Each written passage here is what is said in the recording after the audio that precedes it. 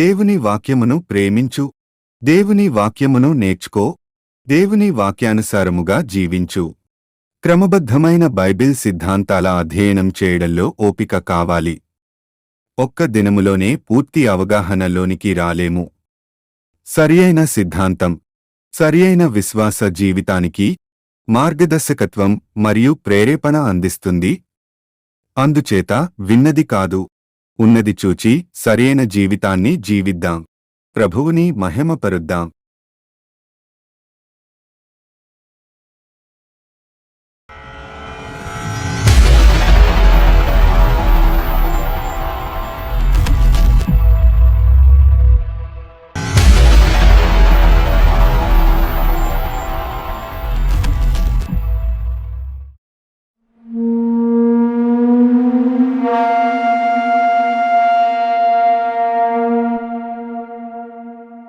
నూతన శాస్త్రమునకు సంబంధించిన ప్రశ్నలు. ఆత్మలోకాన్ని ఎందుకు అధ్యయనం చేయాలి? ప్రభువైన యేసుక్రీస్తు నామమున మీ అందరికీ శుభాలు తెలియజేస్తూ ఉన్నాను. ఈ సమయంలో మనం దేవదూతల శాస్త్రాన్ని గురించి మనం ప్రారంభించుకున్నాం. మొట్టమొదట మీకు ఉపద్ఘాతాన్ని నేను చెప్పడం జరిగింది. ఈ అధ్యయనం మనం చేస్తున్నది ఆత్మజీవులను గురించి మనం చూస్తూ ఉన్నాం. దయ్యాలు, భూతాలు, సాతాను, దేవదూతలు, మంచి దూతలు, చెడు దూతలు, పరిశుద్ధ దూతలు, వీటన్నిటిని కూడా అధ్యయనం చేస్తూ ఉన్నాం. నేను మీకు చెప్పాను, ఈ అధ్యయనం చేస్తున్నప్పుడు మనం ప్రతి ప్రశ్న మనం ఆలోచించుకుంటూ ఒక్కొక్క ప్రశ్నకు సమాధానం చూసుకుంటూ వెళ్దాం అని నేను మీకు గతంలోనే మీకు తెలియజేయడం జరిగింది. ఆ ప్రశ్నలన్నింటినీ కూడా మీకు ముందుగానే తెలియజేయడం జరిగింది. ఆత్మలోకాన్ని మనం ఎందుకు అధ్యయనం చేయాలి అనేది, ఎందుకు అధ్యయనం చేయాలి, మనం ఎందుకు ఈ ఈ ఆత్మలోకాన్ని అధ్యయనం చేయడానికి 3 కారణాలు మీ ముందు ఉంచాలని నేను ఆశిస్తూ ఉన్నాను. మొదటి కారణం ఏంటంటే, ఎందుకంటే ఆత్మజీవుల విషయం దేవుని లిఖితపూర్వకమైన లేఖనాలలో వెల్లడ చేయబడింది. ఆ కారణం చేతనే మనం ఈ అధ్యయనం చేస్తూ ఉన్నాం. ఆత్మజీవుల విషయంలో దేవుని వాక్యమందు చాలా స్పష్టంగా, వివరంగా ప్రత్యక్షపరచబడింది. ఆ కారణం చేత మనం ఈ యొక్క దూతల శాస్త్రాన్ని గురించి మనం చదువుతూ ఉన్నాం. బైబిల్ దూతల కొరకు రాయబడలేదు. ఈ రాయబడిన విషయాన్ని మనం గమనిస్తూ ఉన్నప్పుడు ఇది దేవుని ప్రజల కొరకు రాయబడింది, మానవుల కొరకు రాయబడింది, ప్రత్యేకంగా విశ్వాసులను ఉద్దేశించి రాయబడింది. దేవుడు తన లేఖనాలలో చాలా స్పష్టంగా ఈ వివరణ ఇవ్వడం జరిగింది మనకి. అందుచేత మనం దేవుని వాక్యాన్ని చదువుతున్నప్పుడు మనకి చాలా స్పష్టమైన వివరణ అనేది బైబిల్లో మనకు దొరుకుతుంది. దేవుని వాక్యంలోనే దేవదూతలు, ఆత్మజీవుల సమాచారం అంతా కూడా ఉంది. డాక్టర్ షెఫర్ ఇలాగా అన్నారు, పరలోక జీవులు అనేది సెలెస్టియల్ బీయింగ్స్ అని అంటారు. ఈ సెలెస్టియల్ బీయింగ్స్ గురించి పాత నిబంధనలో కనీసము 108 సార్లు ప్రస్తావించబడింది. క్రొత్త నిబంధనలో 120 సార్లు ప్రస్తావించబడిందని ఆయన అధ్యయనం చేసి చెప్పారు. దేవదూతలు, ఆత్మజీవులు, దయ్యాలు, సాతాను గురించి నిజంగా తెలుసుకోవాలంటే మనం కనుగొనవలసిన స్థలం లేకపోతే కనుగొనవలసిన పుస్తకం అనేది కేవలం దేవుని వాక్యం మాత్రమే. మీరు ఈ పుస్తకంలో ఉన్న అది వేరే పుస్తకాల్లో ఎంత మాత్రం కూడా కనుక్కోలేరు.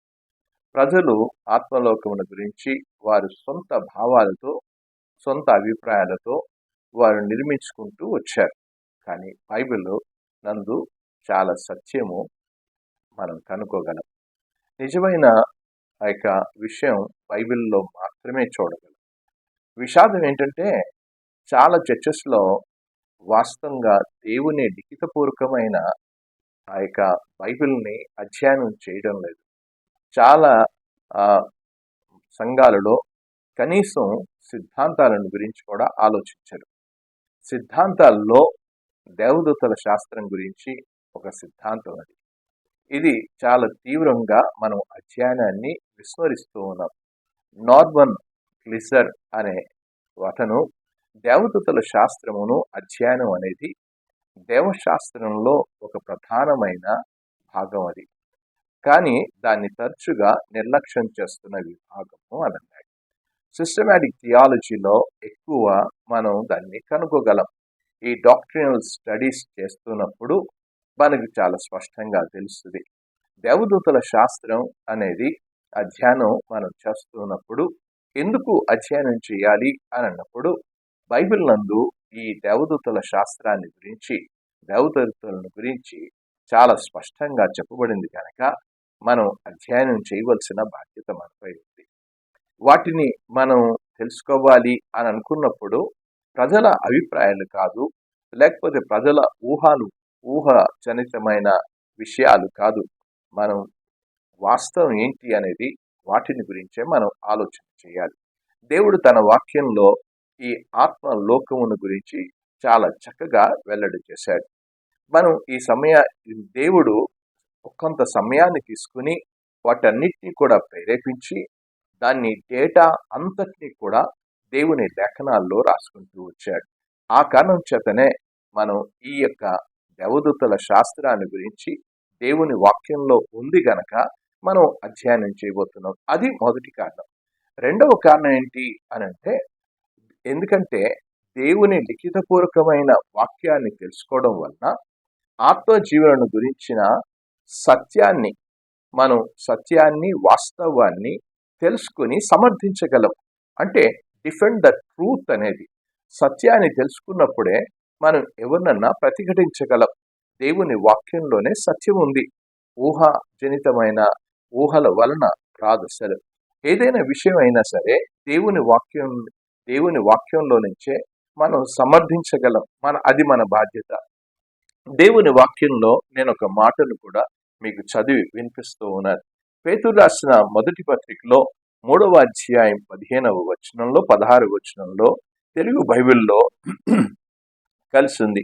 నిర్మలమైన మనస్సాక్షి కలిగిన వారై మీలో ఉన్న నిరీక్షణను గూర్చి మిమ్మును హేతు అడుగు ప్రతివానికిని సాత్వికముతో భయముతో సమాధానము చెప్పుటకు ఎల్లప్పుడూ సిద్ధముగా ఉండి అనే మాట అన్నాడు. మనం ఎవరికైనా ఏదైనా సబ్జెక్ట్ గురించి అడిగితే మనం తప్పకుండా ఆ సబ్జెక్ట్లో మనం బైబిల్ని అధ్యయనం చేయలేనప్పుడు వాళ్ళకి ఏమాత్రం కూడా వివరించలేం. అందుచేత బైబిల్ని చాలా చక్కగా చదవాలి.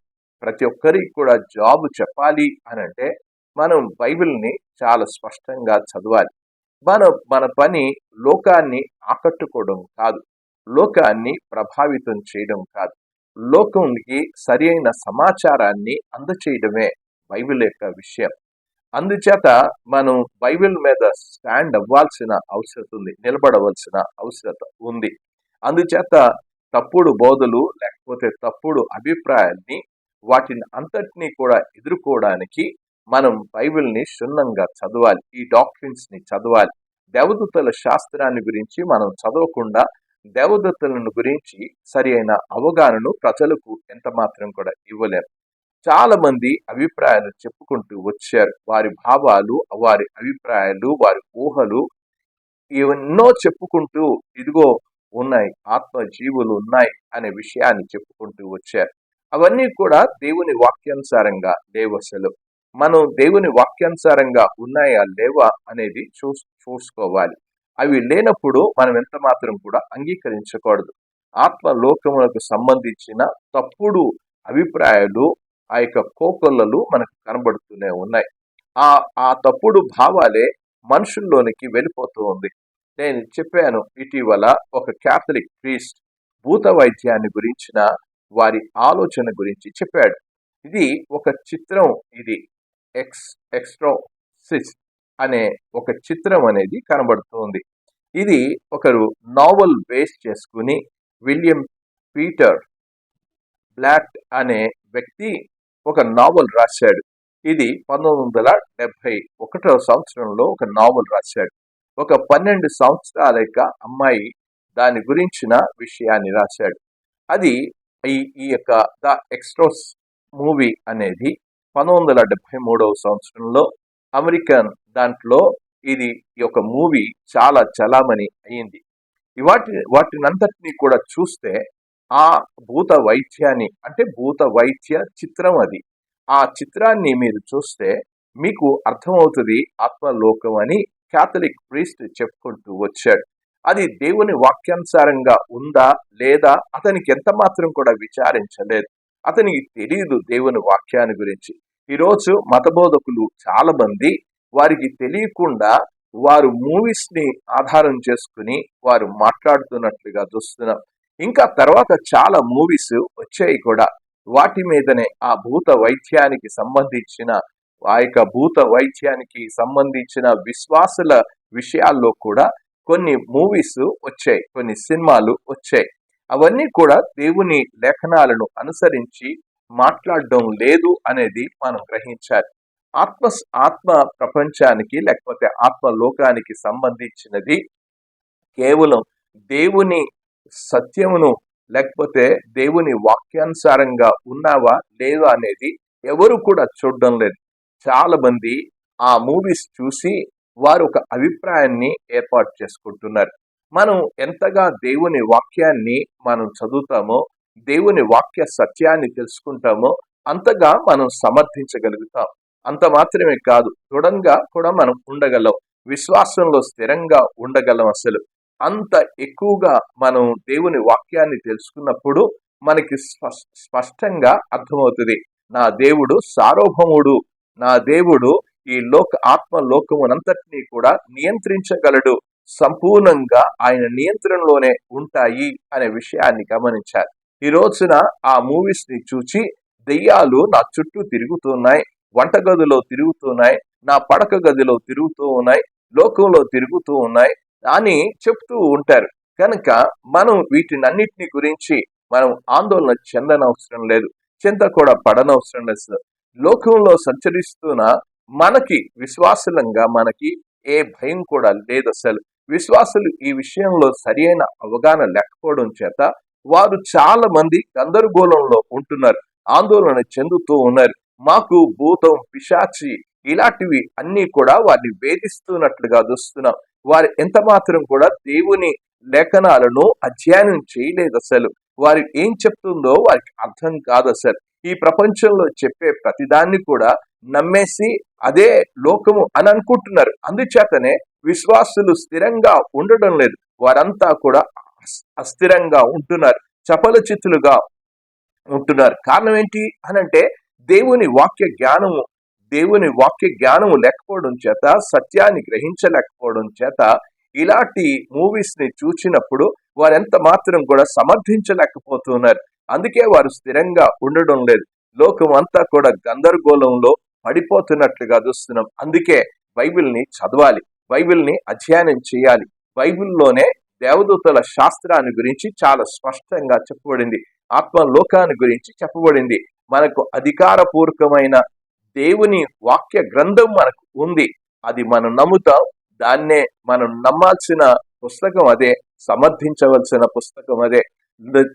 ఆత్మలోకం యొక్క సత్యం ఏంటి అనంటే ఏవో పుస్తకాలు అధికారపూర్వకమైన పుస్తకాలు కావు, అవన్నీ కూడా అవి ఊహాజనితమైన పుస్తకాలు. చెప్పాను, నావల్ అనేది వారి నావల్ ని బేస్ చేసుకుని ఈ భూత చిత్రాన్ని, ఆ యొక్క చిత్రాన్ని వారు చిత్రించినట్లుగా చూస్తున్నాం. కనుక చిత్రాల్లో నుంచి ఆ యొక్క ఆత్మలోకం ఉందని, వాటి ఒక ఊహాజనితమైన విషయాల్లో మీరు ఉండవద్దని నేను మనవి చేస్తున్నాను. అలాంటి మూవీస్ చూసి మీరు ఆత్మలోకాన్ని గురించి సమర్థించలేరు, దేవదూతలు ఉన్నాయనే విషయాన్ని ఎంత మాత్రం కూడా సమర్థించలేరు. దేవుని వాక్యాన్ని అర్థం చేసుకోగలిగినప్పుడే ఇలాంటిది మనం సమర్థించగలం అనే విషయాన్ని చెప్తూ ఉన్నాను. మూడవ కారణం ఏంటి, ఎందుకు చదువుతున్నాం, ఎందుకు ఈ ఆత్మ లోకాన్ని గురించి చదవాల్సిన అవసరం ఏంటి అనంటే దేవుని వాక్య సత్యంలోనే ఈ అధ్యయనం చేసినప్పుడే మనకు అర్థమవుతుంది, మనం విధేయత చూపించగలం. ఆ విధంగా విధేయత చూపడం మాత్రమే కాదు, విధేయతతో కూడిన విశ్వాసం ఉంటుంది, దేవుని మహిమపరిచే విశ్వాసం కూడా ఉంటుంది. దేవుని వాక్య సత్యాన్ని తెలుసుకోలేనప్పుడు మనం అధ్యయనం చేయలేనప్పుడు మనకి విధేయత కలిగిన విశ్వాసం రాదు, దేవుని మహిమపరిచే విశ్వాసం కూడా రాదు. మనం ఏ అంశమైనా సరే మనం తెలుసుకోవాలి అని అనుకున్నప్పుడు బైబిల్ని పూర్తిగా అధ్యయనం చేయడం నేర్చుకోవాలి. ఆ బైబిల్ని ఎలాగ అధ్యయనం చేయాలి అంటే సరిగ్గా విభజించడం నేర్చుకోవాలి. రైట్లీ డివైడెడ్ అనే విషయాన్ని అధ్యయనం చేస్తున్నప్పుడు అది మన బాధ్యత. ఈ రోజున చర్చ్లో ఇలాంటి రైట్లీ డివైడెడ్ అనే విషయాన్ని, దేవుని వాక్యాన్ని సరిగ్గా విభజించి ప్రతి పుస్తకాన్ని అధ్యయనం చేయడం లేదు. అసలు అధ్యయనం చేయవలసిన బాధ్యత మంది. క్రమబద్ధమైన దేవశాస్త్రము, ఆ యొక్క దేవశాస్త్రంలోనే దేవదూతల శాస్త్రం కూడా మనం పఠించాలి. అలా పఠించాలి అనంటే దేవుని వాక్యాన్ని సరిగ్గా విభజించి అధ్యయనం చేసినప్పుడే మనం ప్రతీది కూడా చూడగలం. కనుక దేవుని వాక్యాన్ని సరిగ్గా విభజించాలని పౌలు తన పత్రికలో, తిమోతికి రాసిన 2వ పత్రికలో 2వ అధ్యాయంలో 15వ వచనంలో చాలా చక్కగా చెప్పుకుంటూ వచ్చాడు. ఆ వచనాన్ని కూడా నేను చదువుతూ ఉన్నాను. దేవుని ఎదుట యోగ్యునుగాను, సిగ్గుపడనక్కర్లేని పనివానిగాను, సత్యవాక్యమును సరిగ్గా ఉపదేశించువానిగాను నిన్ను నీవే దేవునికి కనపరుచుకొనుటకు జాగ్రత్త పడుము అని అన్నాడు. ఏమన్నాడు? మనం ఏ విధంగా బైబిల్ని చదవాలో, అధ్యయనం చేయాలో, ప్రతి సిద్ధాంతాన్ని అర్థం చేసుకోవాలి అనంటే సరిగ్గా మనం విభజించి చదవడం అనేది చాలా అవసరం. జాగ్రత్తగా శ్రద్ధ చూపాల్సిన అవసరం ఉంది. అలా చదివిగలిగినప్పుడే ఖచ్చితంగా మనం అర్థం చేసుకోగలం, దేవుణ్ణి మహిమపరచగలం. మనం దేవదూతల శాస్త్రాన్ని అధ్యయనం చేస్తున్నప్పుడు ప్రతి పుస్తకం గుండా వెళ్తాం. మనం ప్రతి ఆది కాండం దగ్గర నుంచి ప్రకటన గ్రంథం వరకు లేఖనాలన్నింటినీ కూడా సరిగ్గా విభజిస్తూ అధ్యయనం చేయడానికి ప్రయత్నం చేస్తాం.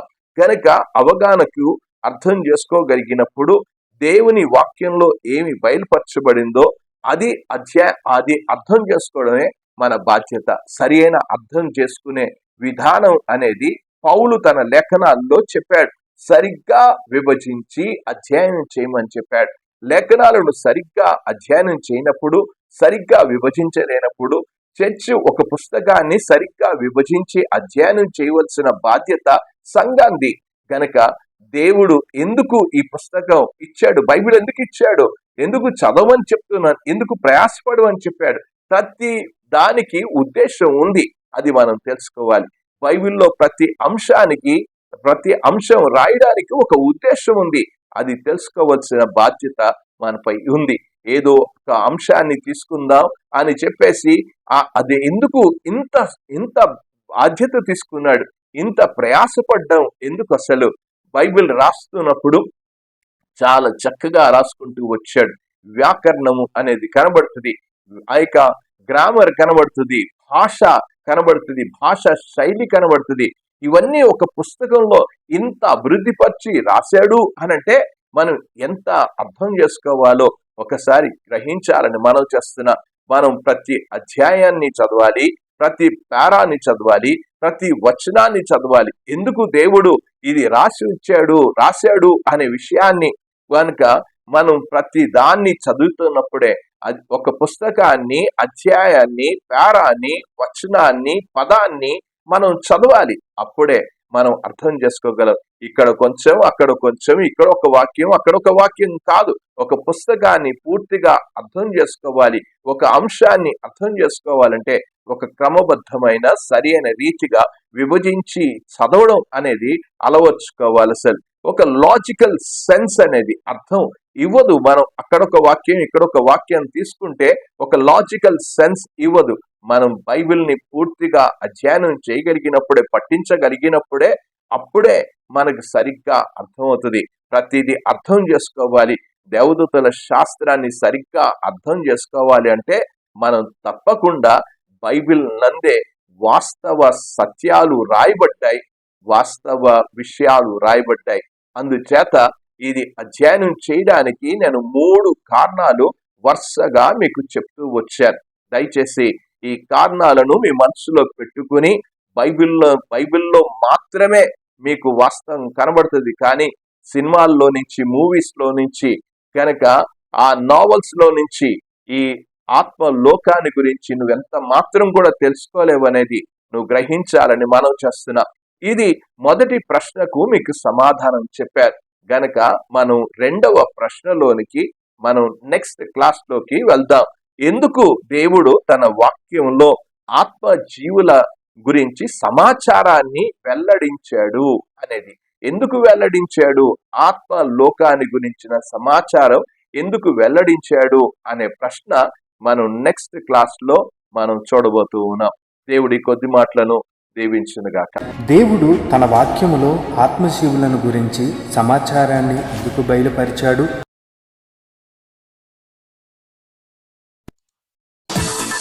Subscribe now and press the bell icon. Never miss an update.